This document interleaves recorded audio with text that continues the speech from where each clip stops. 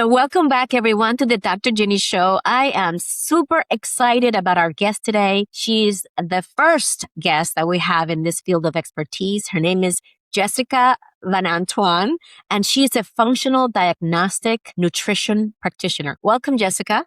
Thanks for having me, Dr. Ginny. My pleasure. I can't wait to dig in about our topic today. So Jessica, tell us a little bit about you. Tell us about your background and what inspired you to go into functional medicine. Yeah, so I, as you mentioned, FDNP is what we call it for short. My career has been entirely driven by my own personal experience, I think, as so many of our stories. Right. I have a long background in health and wellness. I started as a massage therapist. I became an instructor of massage therapy and shiatsu, which is like the bodywork version of acupuncture based in Chinese medicine. I got certified as a yoga teacher, breathwork instructor, meditation, qigong teacher. And I owned a wellness retreat company for a while. And throughout my entire career, my goal has been to empower people in their own health and well-being. And as a massage therapist, I found that was not happening, right? Like they just, my clients kept coming back to me with the same issues and wouldn't follow through on sort of the homework, quote unquote, that I had provided in terms of telling them, if they should strengthen this muscle and do this stretch in order to release this muscle, and that would bring more balance back into their bodies. So that was my inspiration in terms of the wellness retreat company that I owned. I really wanted to bring all of the practices that I was providing and teaching to other people into one beautiful package and help people understand how they could integrate these practices into their daily lives to help calm their nervous system, help fight stress, essentially. Because it's all about how the body is functioning from the inside out. And my own experience with managing a wellness center,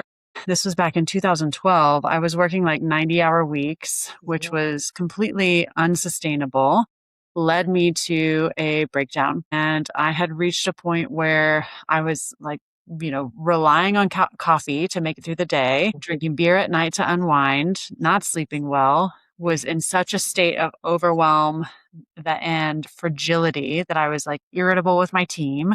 And it just was not me. I didn't recognize myself. And it reached a point during a meeting at work one day where like something just shattered in me. And I had to excuse myself from this meeting, go into my office, curl up on the floor in a ball underneath my desk and just ugly cry. Wow. And I knew in that moment that something had to change. And obviously being in the health and wellness field, I was like, oh, I just need to take a yoga class, get a massage, like meditate more. Right. But as synchronicity in the universe would have it, a gentleman walked into the studio that day to talk about teaching classes there. And he happened to be a functional health practitioner. So in learning about what he did, I immediately started working with him, jumped on board, and learned that there were fundamental physiological imbalances in my body that were predisposing me to such a state of fragility, to such a state of irritability and overwhelm. And when my body had the resources that it needed to resolve those issues, then all of a sudden I became bigger than my stressors. So instead of feeling like the world was weighing down on me, then all of a sudden it was like, no, I got this, Yeah. I did start working less and that helped also, but really it was this just resourcing my body with the exact things that it needed. And so that's why I do what I do now. And I'm just an entrepreneur at heart. And so that's why I choose to work with founders and CEOs and female entrepreneurs doing this work, because not only do I not want people to reach that place of burnout that I did, but I actually want to help women understand that they can leverage their health as a business strategy to the benefit of both themselves, everyone in their lives, and the business, which is a direct sort of reaction to this masculine idea that we've been handed about hustle culture, right? So let's move, Jessica, into what will the audience gain by listening to us for the next 15 to 20 minutes? I think they might come to see the little signs and symptoms that their body is giving them on a daily basis. They might start interpreting them in a different light. So rather than just like, oh, this is part of getting older, then they might understand it as a signal from the body that there's an imbalance going on. Yes.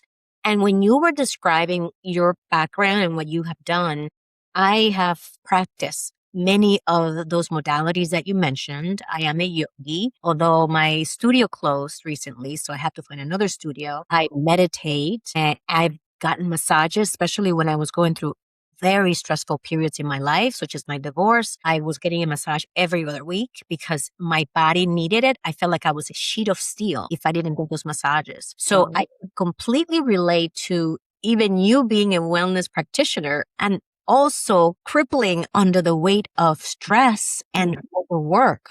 So I am looking forward to providing our audience today some of the signs that you have seen your clients experience, which could give them a signal that perhaps it's time to slow down, as well as what they can do to keep their health all throughout the year rather than being reactive to when they are either sick, physically impacted by the stress, or mentally suffering from stressors that all of us experience.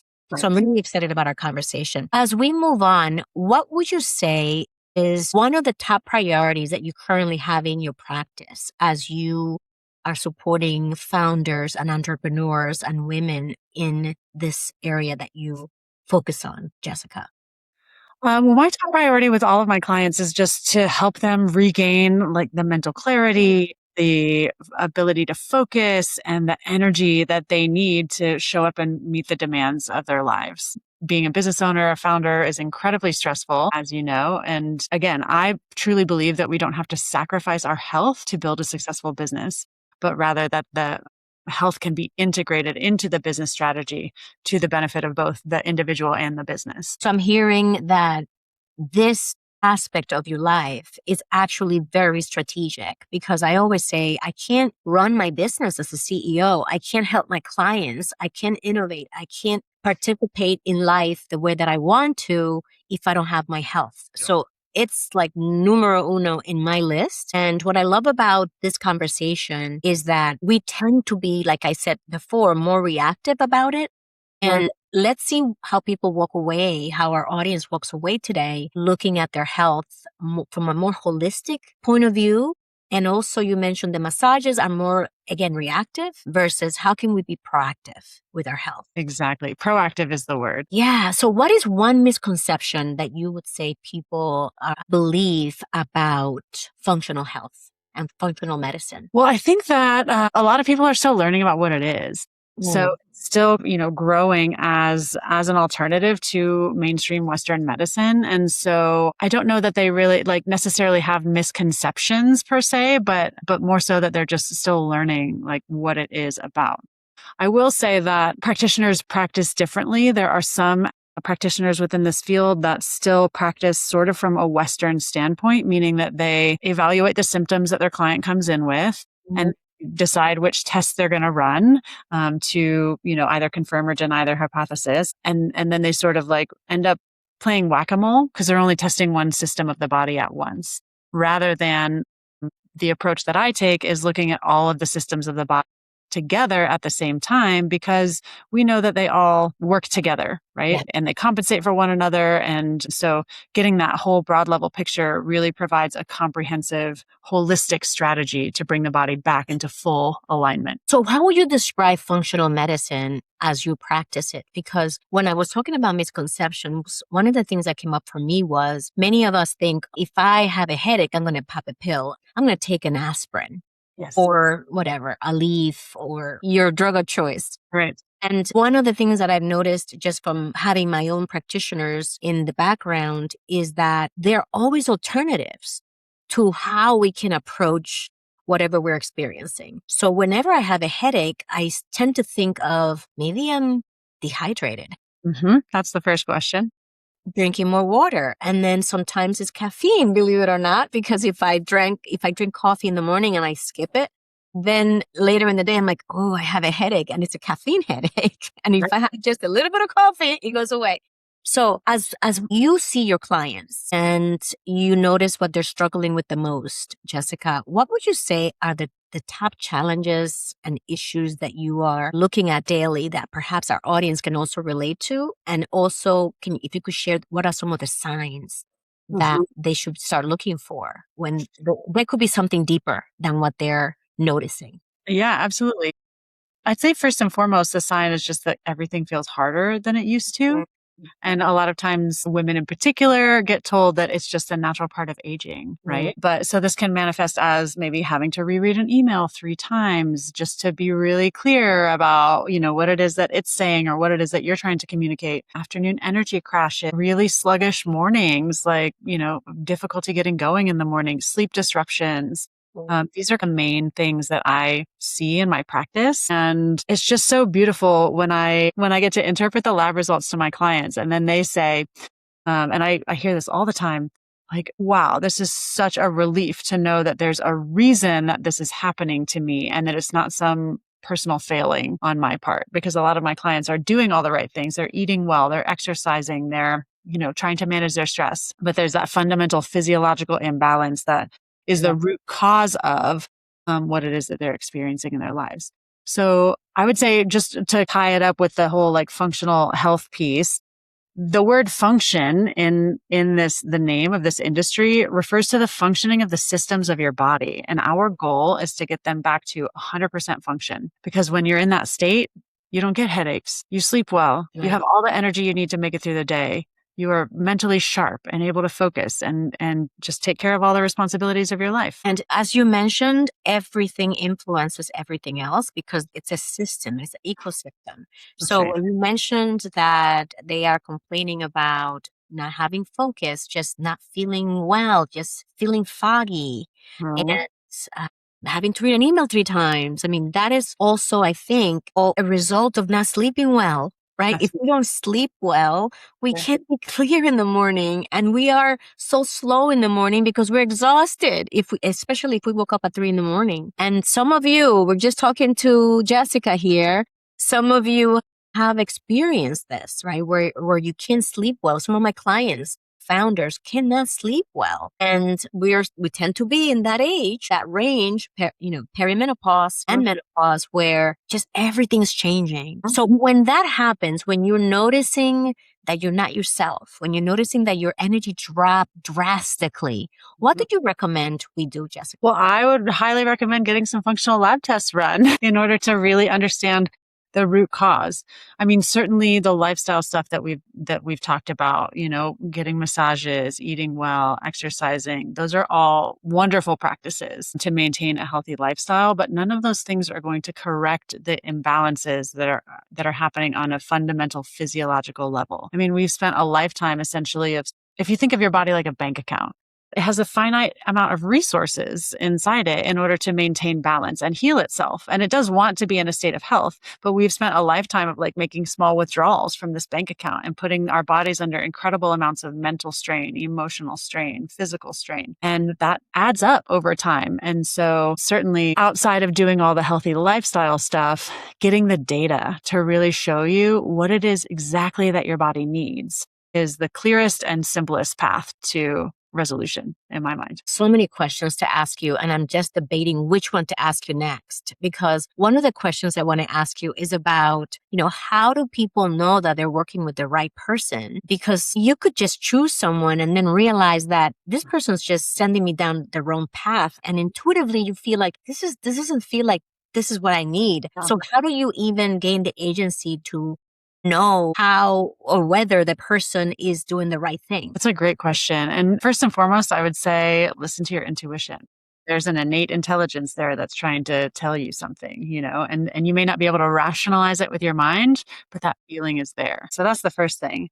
The second thing, I mean, I have heard countless stories of people working with a naturopath or other functional health practitioners that, again, approach it from that sort of Western perspective where they just test one system at a time to confirm their hypothesis, rather than testing like the whole ecosystem and getting a view of that whole ecosystem, the way you referred to it. And I would really say the whole ecosystem approach, I'm biased because that's how I approach it, but I get excellent results with my clients. And then I would also say that if you're not seeing results within the first 2 months, get out of there. My clients start noticing positive changes in the first 2 months. And, it does take some time for the body to respond and of course to get the data back. But yeah, you should be, if you've been working with someone for 6 months or a year and you're still waiting to see any sort of positive change, like that's not the right practitioner. Yeah.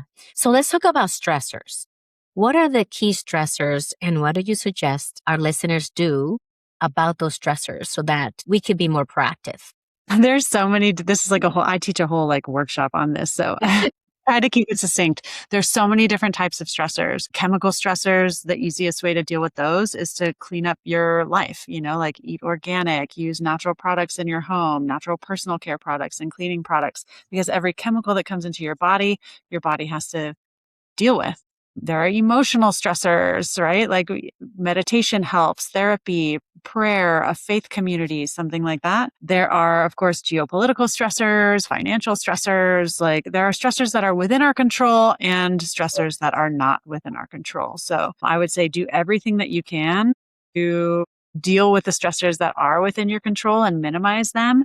That way your body has more resource available to deal with the stressors that are not within your control. And apropos of our conversation today, there are also biochemical stressors, meaning like pathogens in your gut or, an imbalanced gut microbiome. And so you deal with those by getting functional lab testing done and seeing actually what's happening so that you can resource your body more deeply. So let's get honest and real about what many of us are doing to deal with the stress. And some of us are using healthy vehicles to deal with stress. That's right. We exercise, we walk, we meditate, we do yoga. And some of us are not. I'm not going to look at myself, do healthy things to deal with the stress.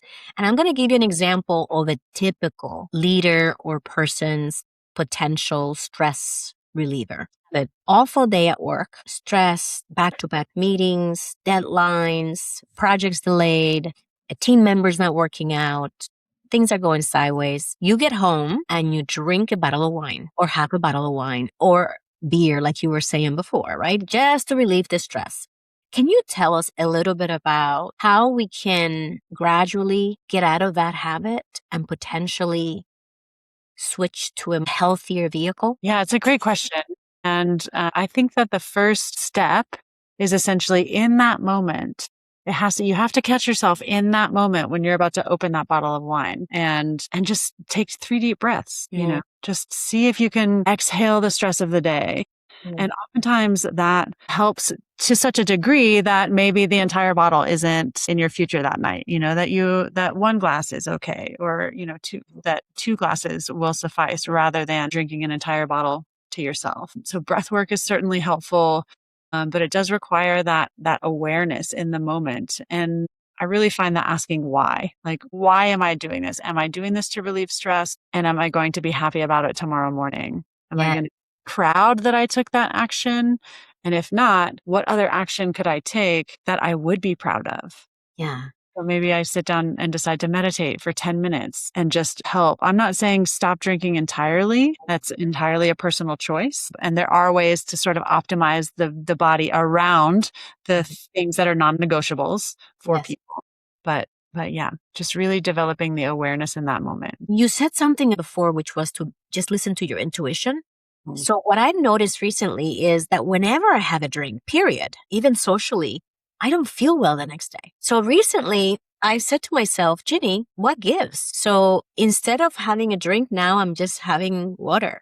I've been in a fitness journey for a couple of years now, like seriously lifting and doing resistance training and being very intentional about going into my golden years in the best way possible and mentally, physically, emotionally, spiritually. And I've literally given up drinking at this point with the caveat that if I ever want to have a drink, I can always have it. It's not that I'm not doing it. And I like your approach of just really stopping and taking that beat, that pause to say, why am I doing this? And what can I do instead that I would feel more proud about tomorrow and most likely, in my case, feel better. It's an ecosystem, as we talked about. And if I do the drinking at night, it's going to impact my sleep as well. It's going to spike my sugar levels before going to bed.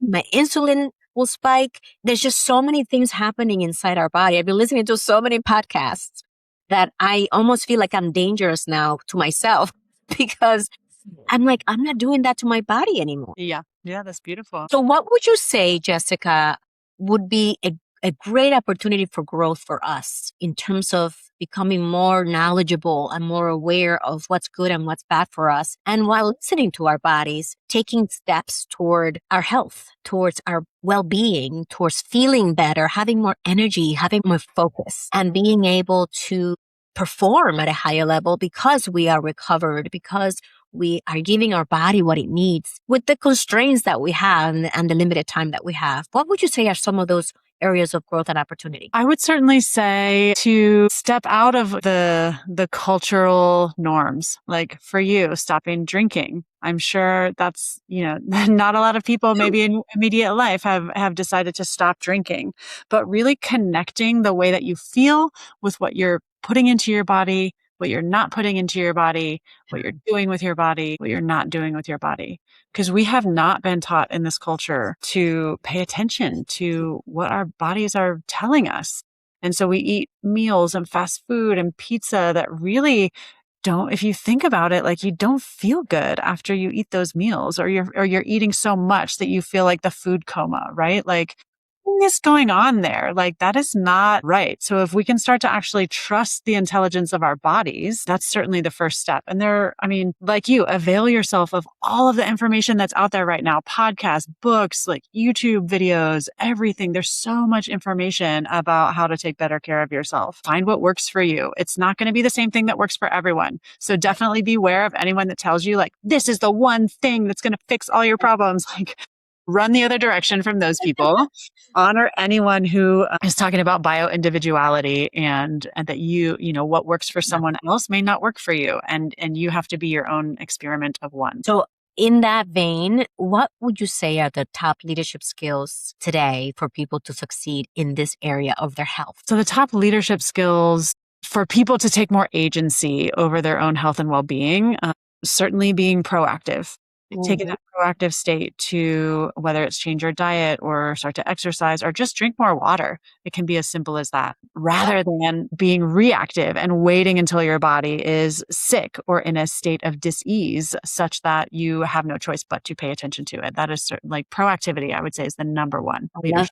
Now, you look at this mason jar. It's 32 ounces. And from what I've listened to recently, and you tell me, Jessica, I am to drink 2 of these. So it's like half my weight in ounces of water. Yep. Is that right?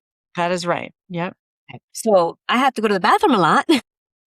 The basis. Yep, exactly. In a way, it's also great because it helps me to get up from my desk and move. So I'm not sitting at my desk all the time. Are there any insights or any strategies that you want to give our listeners before we go into a lightning round as it relates to their health, to how they can become more intentional, self-aware, healthier, giving the lifestyles that we live today, Jessica? Absolutely. So first and foremost, to what we were just speaking about, drink more water. Your goal should be on a daily basis, half your body weight in ounces. It just helps everything flow more smoothly in your body, right? Like your blood, your lymph, like we're made of 82% water, right? Secondly, I would say that, especially because we do live relatively sedentary lifestyle, I would say sedentary, that we have, our distinct time of working out. Like we work out for this, chunk of time during the day, but then the rest of the day, we're like sitting in front of our computers working. Mm-hmm. And your body actually responds better to more consistent movement throughout the day rather than, chunks of really intense movement followed by long stretches of no movement at all. So every hour or so, like the Pomodoro method, get up, move around, go to the bathroom, refill your water, fold some laundry, take a 5-minute break. And that actually helps regulate your blood sugar. So if you can just introduce more micro movements into your day rather than these long stretches of being sedentary at your desk, that'll go a really long way as well. That's a great insight. Thank you so much, Jessica. We're going to have some fun and we're going to do a lightning round. So the first question of the lightning round, Jessica, by the way, we're going to include Jessica's information so that if you're listening to us and you say, I need to check this out because I've been suffering from XYZ for too long, this is the time to pay attention. This is your nudge to do something about it so that you stop suffering. There's no need to suffer today. There's no need to do that. There's so much information. There's so much help out there. And Jessica and this people in your community. Jessica, by the way, is the founder of Phoenix Functional Health. So if you're in the area, you can look her up. But do you work with clients remotely, Jessica? Just wanted to. My practice is 100% remote. Yeah.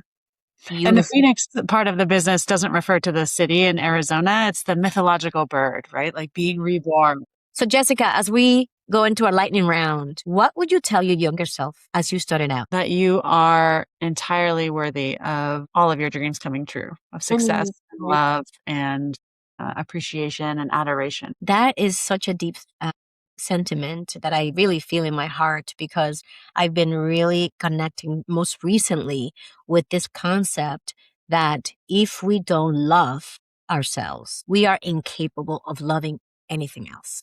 And I know that sounds so dramatic, but the truth is that we love our family, we love our kids, we love our partners, we even love our teams. And sometimes we're so hard on ourselves. And the problem with that is that no one's watching or listening to what's happening between our ears. So we could be doing so much damage to ourselves emotionally without even realizing that we're doing it. So I am doubling down, especially as I write my third book, on loving ourselves so deeply that it just oozes out of our pores. So thank you for that, Jessica. Beautiful. The second question I want to ask you is around a project that you would undertake. So imagine that you have no limitations on time, budget, resources. Everything's at your fingertips. What project would you start?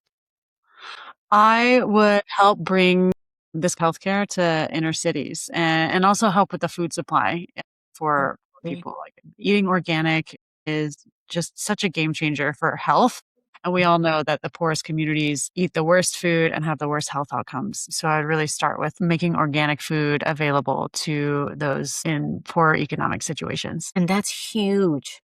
And one of the things I just wanted to mention around this, I know this is supposed to be a lightning round, but this just prompted me to think about processed foods. All of us at all stratospheres of the economy are eating processed foods. And I know in the neighborhood where I grew up in Jersey City, it's just the cheapest food, it's the fastest, it's accessible. And unfortunately, it's what's keeping the whole nation and the world obese and with diabetes and all kinds of complications that we sometimes start paying for in early age. Sometimes we end up paying for it later in life, depending on our immune system and how it handles it. And I just want to invite everyone who's listening to us to truly evaluate, how is my processed food intake? And just take one simple step toward starting to eliminate processed foods from your pantry, from your cabinets. And if you don't have them in the house, you're not going to eat them. So that's just a simple direction that we can take to help everyone. And in the inner city where I grew up, just to be more conscientious of eating the foods that are coming from the ground as much as we can. My mom, we're a Dominican family, so my mom would make rice because that's one of the staples. Right now I have basmati rice, which is healthier. It's not as starchy, but rice and beans and either a meat or chicken or fish and a salad. And it was something that it was more affordable than going out to eat. Yes. Especially, takeout. Many of us have takeout every single night. And the issue with that is we don't know what's in that takeout. How much salt and sodium and sugars and just added stuff to make it taste so good. And it's killing us. And we know it because we have inflammation, we have joint pain, we wake up with just grogginess, and our bodies are just fighting all those chemicals that we're putting in through the ultra processed foods. So thank you for bringing that in. And I hope that whatever I'm saying is landing for the people who are listening, and that we can take one healthy step toward eliminating some of that out of our diets. Well, the last question I have for you, Jessica, is what is the best piece of advice you've ever received? To listen to my body. Yeah. And my mom taught me that. She said, I just hear it echoing in my mind. Listen to your body. If you're tired, don't go out. If you don't feel well, just lay down. Your body has this innate intelligence and is trying to communicate to you every moment of every day. And so just slow down and listen. Amazing. Jessica, thank you for being with us. What are your parting words for the audience who've been with us for the last 30 minutes or so?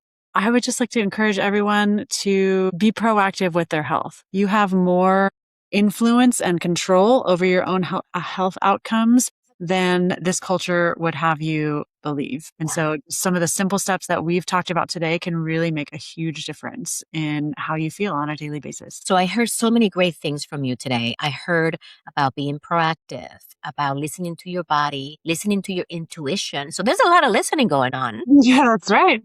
A lot of our guests have said that listening is one of the top leadership skills. And so we're going to add to that list of listening to others, listening to ourselves and to the rhythms of our body. So I am so grateful that you joined us today, Jessica. I am proud of the work that you're doing for all of us, for your clients. Like I shared before, we're going to give people the way to contact you so they can explore what's happening with them if they have issues that they want to address. And of course, we're always here for you at Executive Bound. You can always find us at executivebound.com. And Jessica, have a wonderful summer, and we will speak to you hopefully soon. All right. Thanks for having me, Ginny.